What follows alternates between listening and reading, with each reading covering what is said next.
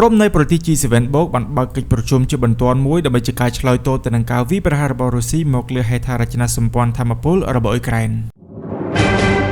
ស្វាគមន៍ប្រិយមិត្តបងប្អូនអ្នកគ្នាមកកាន់វីដេអូថ្មីសម្រាប់ល្ងាចថ្ងៃទី5ខែតុលាឆ្នាំ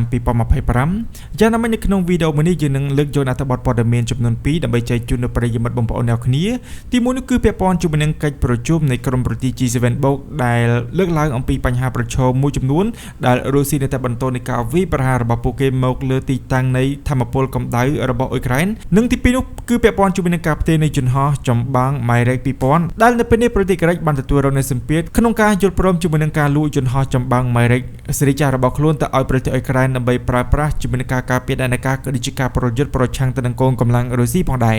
យ៉ាងណាមិញដើម្បីចង់ដឹងថាតើព័ត៌មានលម្អិតនៃខ្លឹមសារអត្ថបទព័ត៌មានទាំងពីរនេះមានខ្លឹមសារបែបណានោះសូមប្រិយមិត្តបងប្អូនអរគ្នាតាមដានជាមួយនឹងខ្ញុំបាទដូចទៅបើយោងទៅតាមប្រភពព័ត៌មានដែលបានចេញផ្សាយដោយកាសែត The Q Independent ក្រសួងថាមពលបានរាយការណ៍ថាក្រុមប្រទេស G7 បូកបានកោះប្រជុំជាបន្ទាន់នៅថ្ងៃទី4ខែតុលាម្សិលមិញដើម្បីឆ្លើយតបទៅនឹងការវាយប្រហារកាន់តែខ្លាំងរបស់រុស្ស៊ីមកលើរោងចក្រប្រេងនិងឧស្ម័នរបស់អ៊ុយក្រែនដែលឈានទៅដល់រដូវត្រជាក់ក្រុមសម្របសម្រួលថាមពល G7 បូកនៅអ៊ុយក្រែនត្រូវបានបង្កើតឡើងនៅក្នុងខែវិច្ឆិកាឆ្នាំ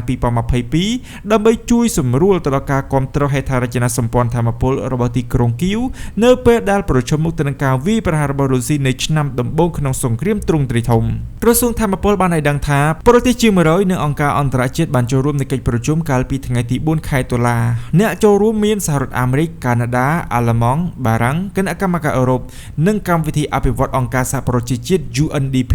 និងក្នុងចំណោមអ្នកផ្សេងទៀតកិច្ចប្រជុំបន្ទាន់នេះត្រូវបានធ្វើឡើងបន្ទាប់ពីការវាយប្រហារទ្រង់ទ្រាយធំរបស់រុស្ស៊ី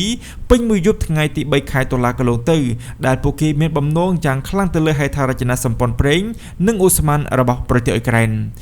លោក Zehi Koretsky ដែលជានាយកប្រតិបត្តិនៃក្រុមហ៊ុន Netogaz ដែលជាក្រុមហ៊ុនប្រេងនិងឧស្ម័នរដ្ឋដ៏ធំបំផុតរបស់អ៊ុយក្រែនបាននិយាយថាកតកម្មនេះគឺជាការវាយប្រហារដ៏ធំបំផុតរបស់រុស្ស៊ីមកលើហេដ្ឋារចនាសម្ព័ន្ធការជីកយកវ៉ារ៉ៃឧស្ម័នរបស់យើងចាប់តាំងពីការចាប់ផ្ដើមនៃសង្គ្រាមពេញលេញបានបង្កើតអនុរដ្ឋមន្ត្រីក្រសួងថាមពលលោក Roman Adarax បានជូនដំណឹងទៅដល់ដៃគូ G7 បូកអំពីទំហំនិងផលវិបាកនៃការវាយប្រហាររួមទាំងតម្រូវការអតិភិបសម្រាប់ការជួសជុលសម្ភារៈបរិក្ខារដែលខូចខាតលោក Adarax បាននិយាយថាប្រជាជនរុស្ស៊ីមិនបានបោះបង់ចោលនៃចេតនារបស់ពួកគេក្នុងការធ្វើឲ្យអ៊ុយក្រែនធ្លាក់ចូលទៅក្នុងភាពងងឹតនៅមុនថ្ងៃនៃរដូវកាលកម្ដៅថ្មីនេះទេតម្រូវការដ៏សំខាន់បំផុតរបស់ទីក្រុងគីវគឺជាប្រព័ន្ធការពារដែនអាកាសការទិញបរិមាណឧស្ម័នបន្ថែមនិងឧបករណ៍សម្រាប់ជួសជុលនេះបើយោងទៅតាមលោក Adarax បានបន្ថែមយ៉ាងណាមិញតំណាងនៃ G7 បូកតាមសេចក្តីរាយការណ៍បានសន្យាថានឹងបន្តការគាំទ្រផ្នែកថាមពលដល់អ៊ុយក្រែននិងរៀបចំនូវកិច្ចប្រជុំមួយផ្សេងទៀតនាពេលខាងមុខដើម្បីសម្របសម្រួលទៅដល់កិច្ចខិតខំប្រឹងប្រែងទាំងនេះគូបញ្ជាឲ្យដឹងផ្នែកថារុស្ស៊ីតែងតែបានកំណត់គោលដៅម្ដងហើយម្ដងទៀតមកលើបណ្ដាញអគ្គិសនីបរិក្ខារឧស្ម័ននិងប្រព័ន្ធកម្ដៅរបស់អ៊ុយក្រែននៅមុនរដូវរងាក្នុងគោលបំណងបង្អាក់ធ្វើឲ្យខូចគុណភាពនិងសោកនាដកម្មជីវិតរបស់ជនស៊ីវិលកាលពីឆ្នាំមុនកតកម្មនៃការវាយប្រហារជាបន្តបន្ទាប់បានធ្វើឲ្យទីក្រុងទាំងមូលគ្មានកម្ដៅនៅក្នុងអំឡុងពេលនៃខែត្រជាក់បើយោងទៅតាមប្រភពពីសារព័ត៌មាន Bloomberg បានរាយការណ៍កាលពីថ្ងៃទី20ខែកញ្ញាដោយលោកស្រង់ប្រភពជិតស្និទ្ធនឹងវិមានក្រំឡាំងថាប្រធានាធិបតីរុស្ស៊ីលោក Vladimir Putin មានបំណងបន្តការកំណត់គោលដៅថាមពលរបស់អ៊ុយក្រែននៅក្នុងរដូវរងាជាផ្នែកនៃការកើនឡើងដ៏ទូលំទូលាយដែលមានន័យថានឹងដាក់សម្ពាធឲ្យទីក្រុងគីវចូលរួមនៅក្នុងកិច្ចចរចាសន្តិភាពនិងលះបង់នៅទឹកដីរបស់ពួកគេមួយចំនួនមកឲ្យរុស្ស៊ីបាទប្រិយមិត្តបងប្អូនអរគ្នាទាំងនេះគឺជាខ្លឹមសារនៃអត្ថបទព័ត៌មានទី1ពាក់ព័ន្ធជាមួយនឹងកិច្ចប្រជុំ G7 Plus ដែលមានបណ្ដានៃប្រទេសជាច្រើនចូលរួមដែលពិភាក្សាអំពីការវាយប្រហារនិងបានគិតគូរពាក់ព័ន្ធជាមួយនឹងតម្រូវការចាំបាច់របស់អ៊ុយក្រែននៅមុនពេលដែលរដូវត្រជាក់បានឈានចូលមកដល់ស្របពេលដែលការវាយប្រហារតាមអាកាសរបស់រុស្ស៊ីបានកំណត់គោលដៅមកលើទីតាំងហេដ្ឋារចនាសម្ព័ន្ធថាមពលកម្ដៅនិងឧស្ម័នរបស់អ៊ុយក្រែនជាដរាបដែលធ្វើឲ្យប៉ះពាល់ទៅដល់ទីក្រុងនានាក៏ដូចជាបានបង្កនៅការលំបាកទៅដល់ជនស៊ីវិលអ៊ុយក្រែនណាយ៉ាងណាមិញទន្ទឹមនេះក៏សូមប្រិយមិត្តបងប្អូនអ្នកគ្នាតាមដានជាមួយនឹងខ្លឹមសារនៃអត្ថបទព័ត៌មានទី2ជាមួយនឹងខ្ញុំបាទដូចទៅអង្គការ NATO និងសហរដ្ឋអាមេរិកបានកំពុងជំរុញឲ្យប្រទេសក្រិចលក់នៃយន្តហោះចម្បាំង Mirage 2000ទៅឲ្យអ៊ុយក្រែនសម្រាប់ជាផ្នែកមួយនៃជំនួយយោធា ប ព្រឹត្តិការណ៍នៅពេលនេះបានកំពុងស្ថិតនៅក្រោមសម្ពាធកាន់តែខ្លាំងឡើងពីបណ្ដាសម្ព័ន្ធមិត្ត NATO និងសហភាពអឺរ៉ុបក្នុងការផ្ដល់ជំនួយយោធាយ៉ាងច្រើនដល់អ៊ុយក្រែនជាពិសេសតាមរយៈការលក់យន្តហោះចម្បាំង Mirage 2000 មួយចំនួនរបស់ខ្លួននេះបើយោងទៅតាមសារព័ត៌មានក្រិច Kati Merini ដែលបានរាយការណ៍កាលពីថ្ងៃទី 2 ដើមខែតុលាកន្លងទៅ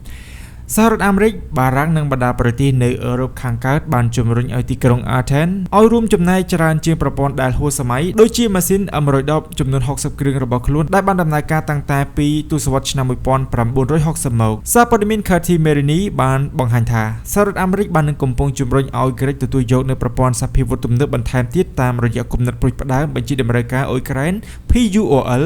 ដែលបានគ្រប់គ្រងចម្បងដោយប្រទេសបាល់ទិកនិង Scandinavia ប្រទេសក្រិចត្រូវបានគេរាយការណ៍ថាបានកំពុងពិចារណាលក់យន្តហោះចម្បាំង Mirage 2000 របស់ខ្លួនទៅឲ្យអន្តរការីក៏ដូចជាប្រទេសបារាំង អាល្លឺម៉ង់និងសាធារណរដ្ឋឆេកដោយប្រទេសទាំងនេះនឹងមានសក្តានុពលក្នុងការលក់បន្តទៅឲ្យអ៊ុយក្រែននេះបើយោងទៅតាមប្រភពដដែលបើទោះបីជាយ៉ាងណាក៏ដោយនៅពេលនេះប្រទេសក្រិចបានកំពុងពិភាក្សាជាមួយនឹងប្រទេសបារាំងដើម្បីទទួលបានយន្តហោះចម្បាំងស៊េរីថ្មីប្រភេទ Dassault Rafale បន្ថែមដោយការពិភាក្សាអំពីការលក់នៅយន្តហោះចម្បាំង Mirage 2000 F Series របស់ខ្លួនទៅឲ្យប្រទេសឥណ្ឌានិងប្រទេសបាល់កង់បានចប់គាំងទន្ទឹមនឹងនេះផែនការរំលាយចោលនឹងយន្តហោះចម្បាំងស៊េរីចាស់របស់ក្រិចបានលេចចេញជារូបរាងដំបូងនៅក្នុងខែមីនាឆ្នាំ